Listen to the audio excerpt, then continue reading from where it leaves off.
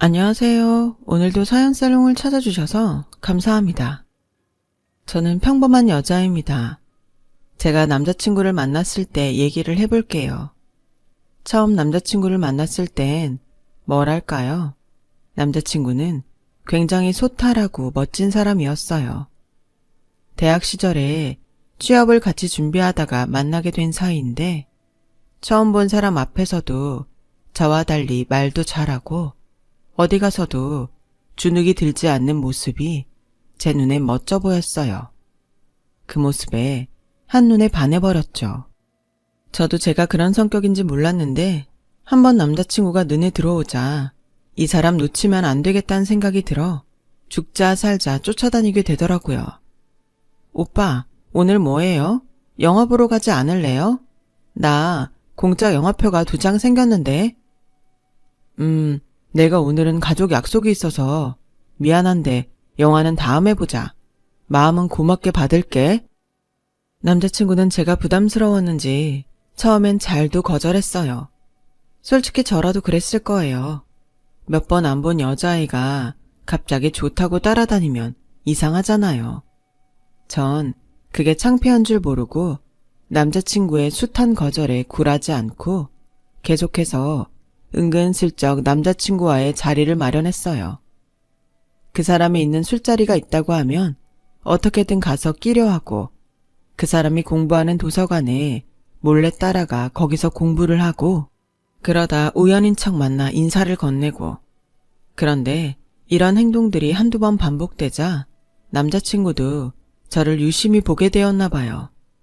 제가 어떤 사람인지 주변에 묻고 다니기도 하고 어느 날은 저의 데이트 신청을 덥석 받기도 하더라고요.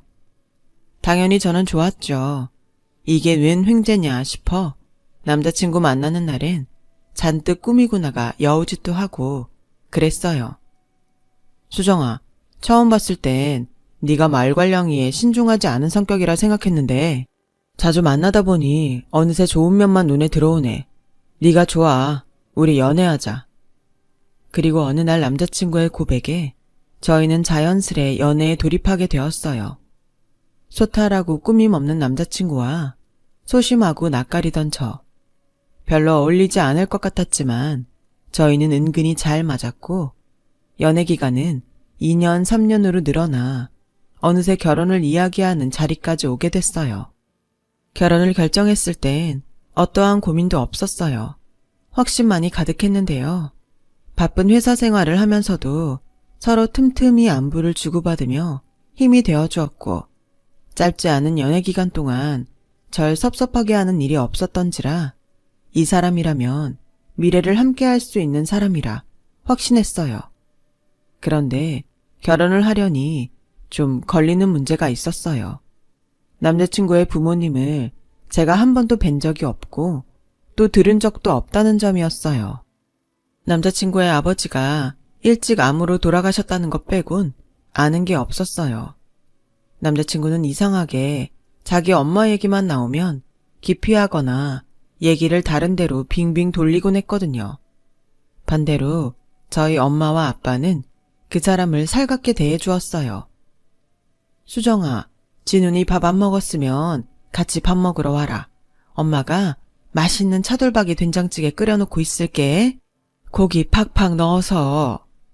그 사람은 연애 중후반부터 자연스레 저희 엄마 아빠를 미래 장모님, 장인어른이라고 부르곤 했는데요. 그만큼 남자친구와 저희 엄마는 평소에도 연락을 하고 같이 밥을 먹을 만큼 친했어요. 또 남자친구는 말 수 없는 저희 아빠를 유독 좋아했는데 특히 검소하게 사시는 게 좋아 보인다고 했어요. 자기 아버님 보면 휴지 몇 장도 아껴 쓰시더라. 우리 집에선 별로 없던 일이라 신기하기도 하고 되게 좋아 보여. 아버님이 어떻게 살아오셨는지 성품이 그대로 드러나는 것 같아. 아, 그거 우리 아빠가 젊었을 적에 빚도 있으시고 워낙 고생을 많이 하셔서 아껴 쓰는 버릇이 있으시대. 그게 나이 들어서도 쭉 가더래. 아, 그러셨구나. 역시 자수성가하신 분이셨네. 남자친구는 당시 저희 집안에 대해 정확히 잘 모르는데도 불구하고 아빠를 자수성가한 분이라고 축혀 세워주곤 했어요. 하지만 전 반대로 남자친구 어머님에 대해 아는 게 없으니 걱정이 되어 여러 가지를 물어봤는데 남자친구가 뵈러 가기 전 이런 말을 하더라고요. 우리 엄마가 말이 좀 직설적이셔서 당황스러울 수도 있는데 그냥 성격이겠거니 하고 이해해줬으면 좋겠어. 그때만 해도 직설적이다라는 말을 저는 그리 심각하게 생각하지 않았어요. 남자친구 말 맞다나 솔직한 성격이겠거니 하고 생각했죠. 그런데 어머님을 만나는 자리에서 왜 그토록 남자친구가 이야기를 깊이 했는지 그 이유를 알게 되었어요. 어머님 안녕하세요. 김수정이라 합니다. 아, 그래요. 말 많이 들었어요. 근데 화장이 좀 진한 편이네? 네? 아니, 요즘 젊은 사람들은 다 그런가? 저에게 들리지 않게 궁시렁거리시는데 그 목소리가 제 귓가엔 유독 팍팍 꽂히더라고요. 그럴 수밖에 없잖아요. 전 이 집에 처음 인사드리러 온 사람인데.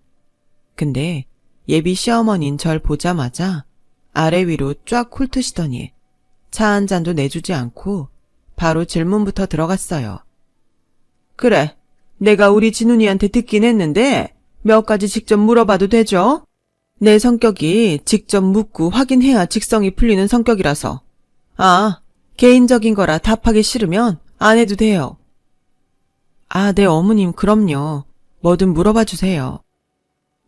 일단 대학은 우리 진훈이랑 같은 데를 나왔고 지금 다니는 회사는 규모가 얼마나 되나? 사원수는? 어머님 질문은 뭐랄까요? 하나같이 구체적이셨어요. 문제라면 너무나 구체적이었다는 거죠. 솔직히 처음 본 자리라면 훈훈하게 덕담 오가고 농담 주고받으면서 화기애애한 분위기를 만들 법 하잖아요.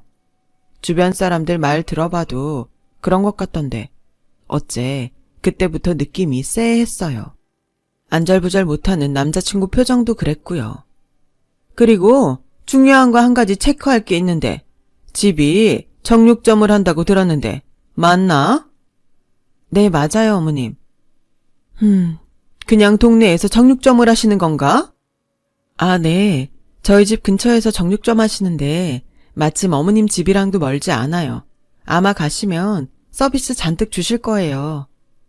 분위기가 너무 차갑고 냉랭해서 제때는 애교랍시고 던져본 말에도 예비 시어머님의 표정은 오싹하기만 했어요. 그리고 뒤이어 하는 말이 참 너무하시더군요. 아, 나는 고기 싫어해요. 고기 냄새만 맡아도 역한 사람이라. 아무튼 알겠어요. 오늘 내 질문에 답하느라 고생 많았어요. 가는 길은 배웅 안 해도 되죠? 아마 거의 쫓겨나다시피 나온 것 같아요. 어떻게든 분위기를 띄워보려고 했던 저와 그와 반대로 너무도 엄격하시고 차가우셨던 어머님. 왜 이렇게 날 싫어하실까 싶어서 갑자기 서러운 마음에 눈물이 나오려 하더라고요.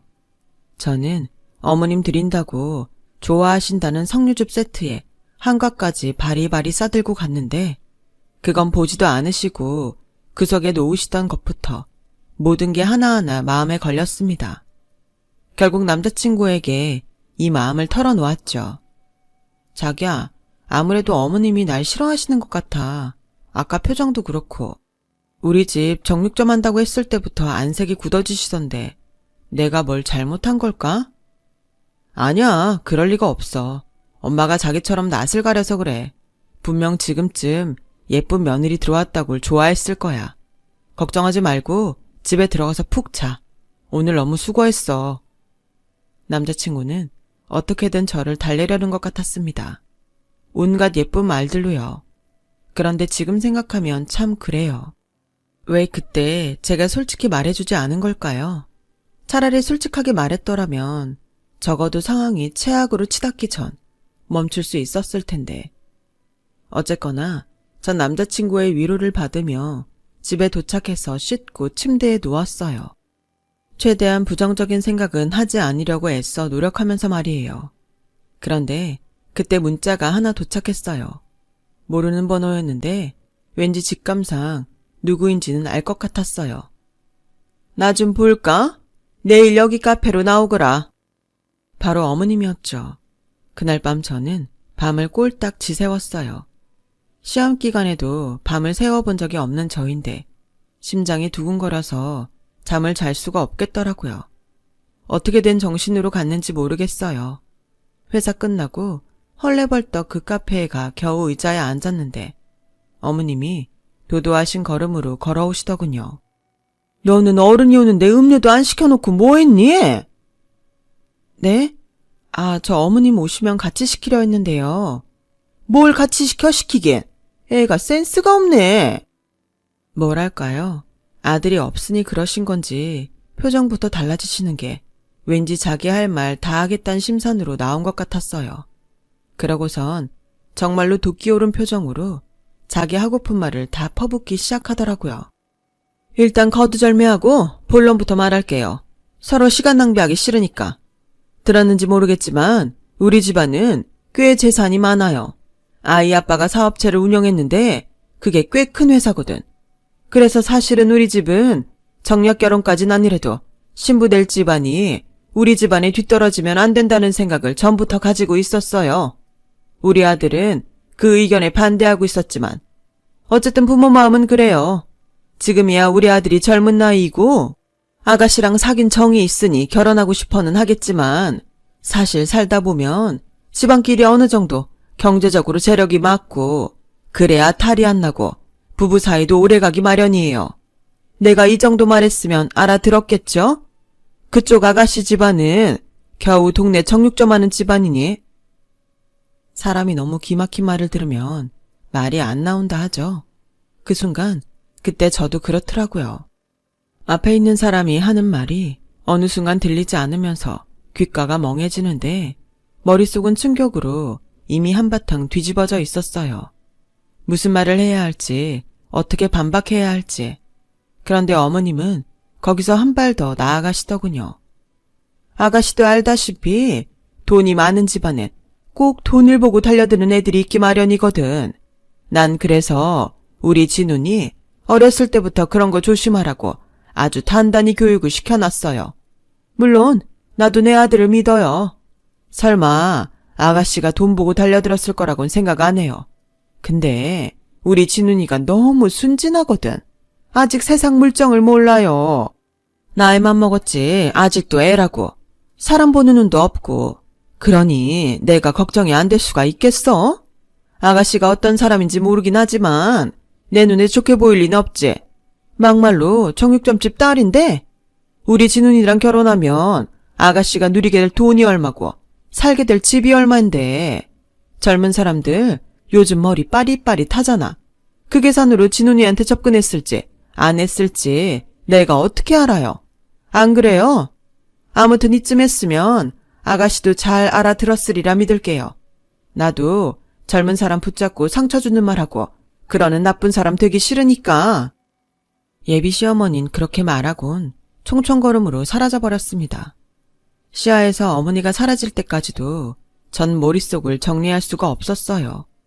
이게 드라마에 나오는 상황인지 실제 상황인지 현실을 구분하기 힘들 만큼 충격적이었어요. 살면서 이런 말을 누군가에게 들을 거라곤 생각지도 못했어요. 저희 엄마 아빠 그 누구보다 열심히 일하신 분이고 헌신하시며 부족함 없이 저 키워주신 분들이었어요. 가게가 안 될 땐 생활고로 폐지도 주우시고 식당에 나가서 설거지도 하셨을 만큼 저 하나 키우시겠다고 온 힘을 다해 사신 분들이었어요. 그 누구보다 일에 대한 열정도 뛰어나신 분들이었고요. 그런데 그런 엄마와 아빠를 한순간에 그저 가난한 집안 사람으로 치부하고 저를 돈 보고 달려든 여자라고 어림잡으신 게 너무 어이가 없더라고요. 생각이 정리돼서야 그때선 저도 참을 수 없어 나가시는 어머님을 붙잡고 말했습니다. 어머님, 죄송한데요. 지금 하신 말씀 취소해 주셔야겠습니다. 뭐라고? 취소해 달라고요.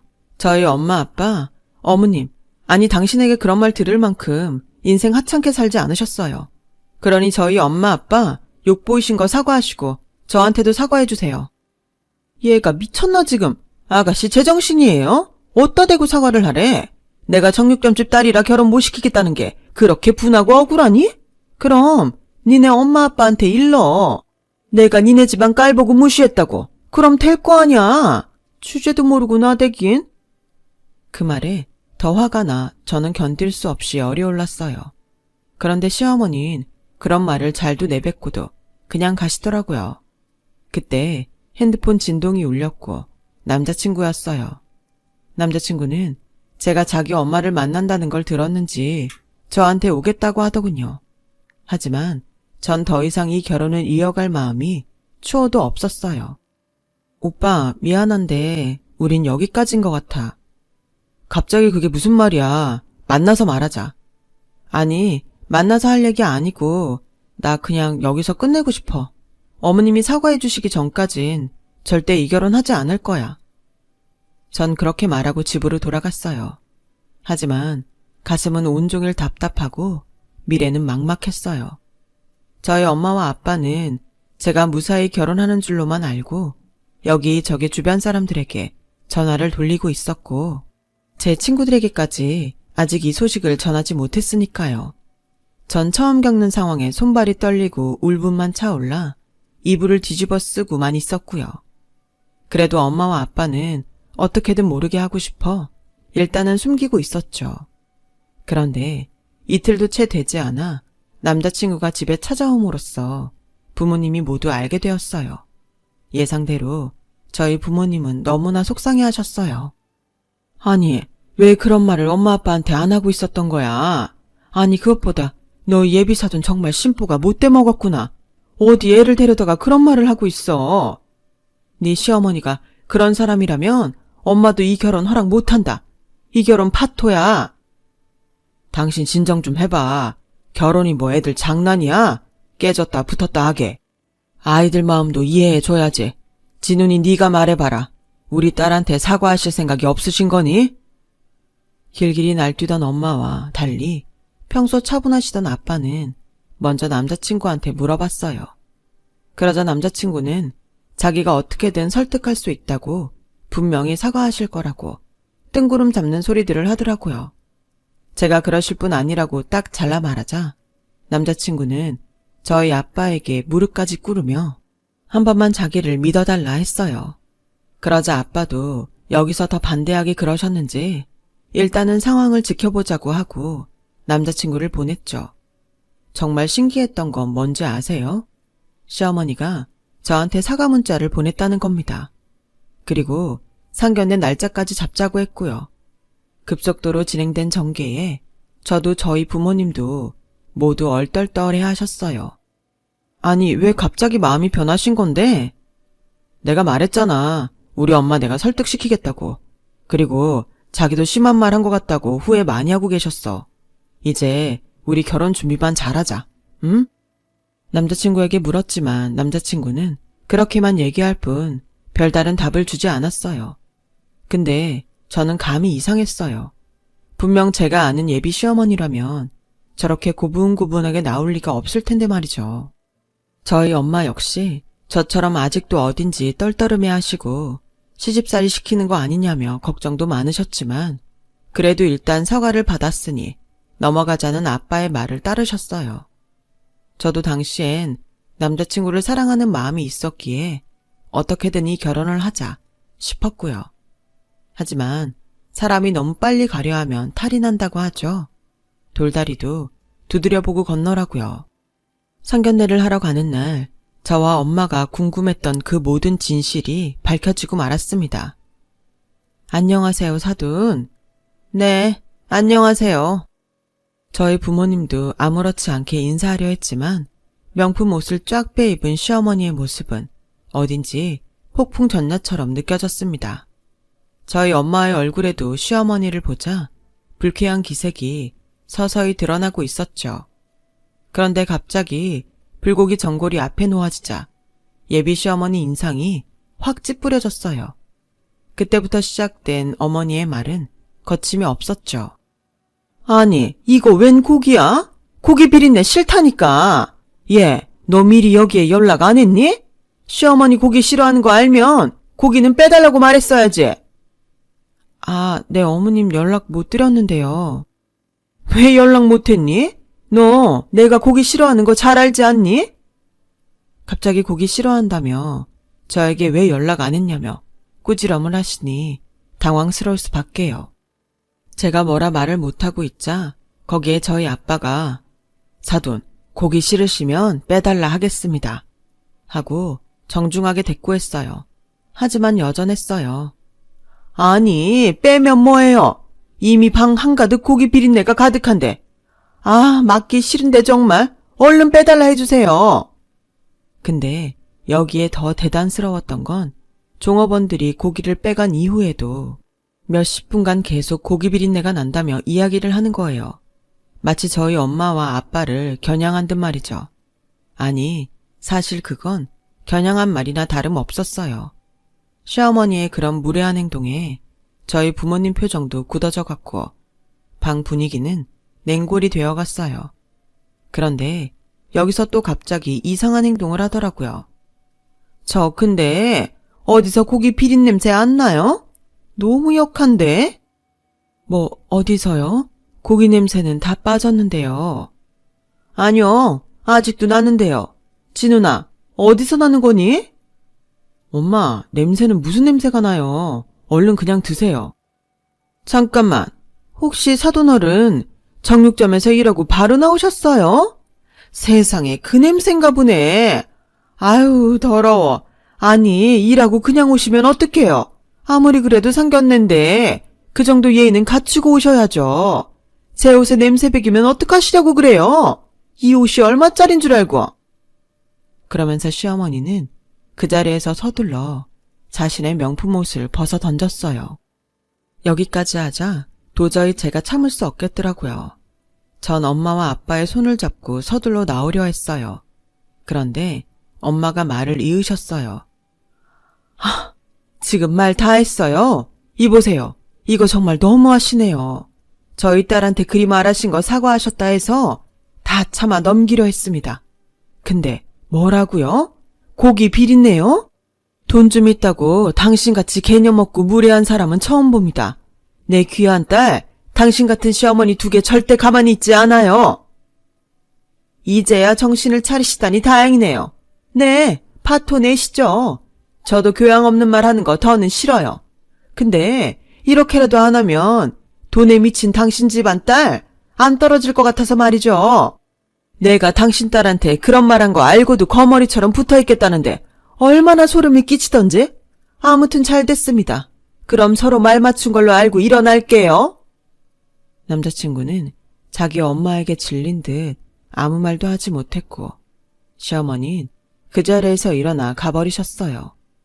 그런데 그때까지 가만히 계시던 아빠가 자리에서 일어나시더니 이제 그만 가자고 하시더라고요.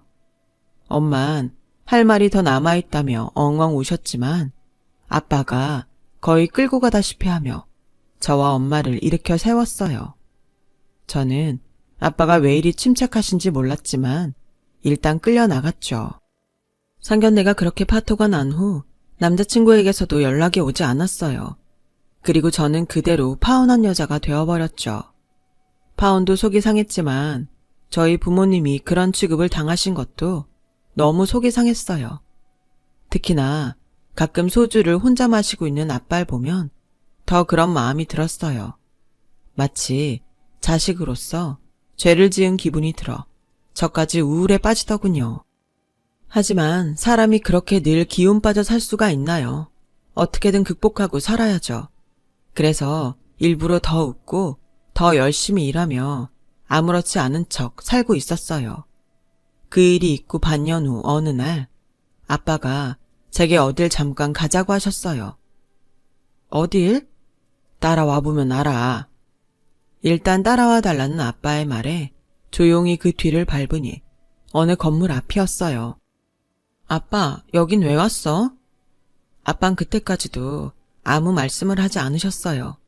그러다 전 아빠와 함께 건물에 있는 부동산으로 들어갔고 그때 마침 그곳에 있는 사람을 보고 경악했습니다.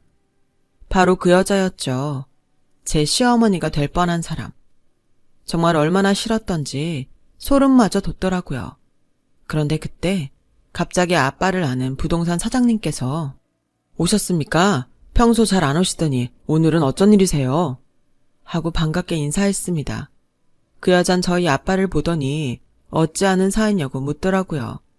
그리고 사장님께서 웃으며 아빠가 건물주라고 설명을 하자 얼굴이 새파랗게 질렸어요.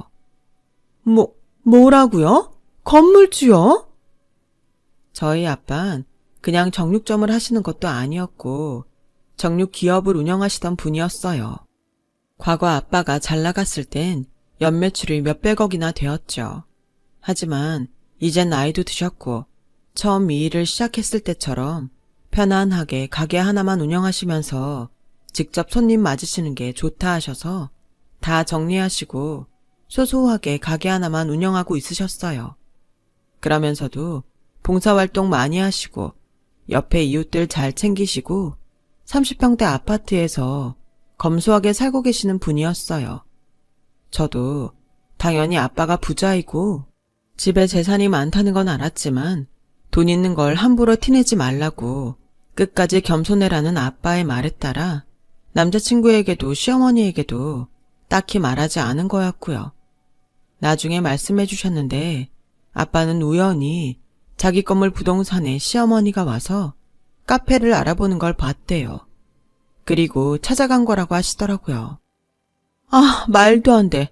어떻게 정육점 하는 양반이 이 건물 시세가 수십억이 넘어가는데.